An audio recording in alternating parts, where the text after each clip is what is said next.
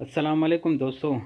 Today we talked about the Pakistan cricket talent, especially must be said to about the Saim Ayub. What a talent! So Pakistan team need this kind of partnership which they done with Rizwan.